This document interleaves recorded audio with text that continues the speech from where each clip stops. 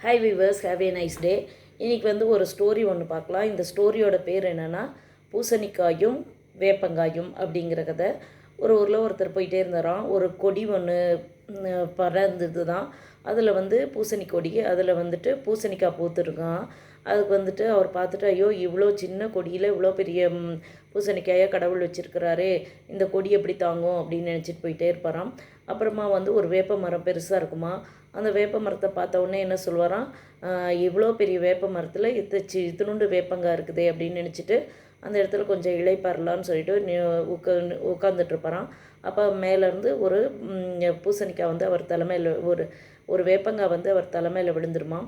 அப்போ வந்துட்டு, ஐயோ நம்ம இந்த வந்து பூசணிக்காய் இதே இவ்வளோ பெருசு இருந்தால் நம்ம தலைமையில் விழுந்திருந்தால் நமக்கு அடிபட்டிருக்குமே, கடவுள் கரெக்டாக தான் எல்லாமே வச்சுருக்கிறாரு அப்படிங்கிறது அதை இந்த கதையிலேருந்து தெரிஞ்சுக்கிட்டேன் அப்படின்னு சொல்லிட்டு அவர் நினைப்பாராம். அதனால் இயற்கை தான். இயற்கை மீறி நம்மளை எதுவுமே செய்ய முடியாது. இயற்கை வந்து எல்லாமே பார்த்து தான் கரெக்டாக செஞ்சுருக்காங்க அப்படிங்கிறத இந்த கதையில் தெரிஞ்சுக்கலாம். இதுதான் வந்து பூசணிக்காயும் வேப்பங்காயும்ங்கிற கதை. Thank you viewers.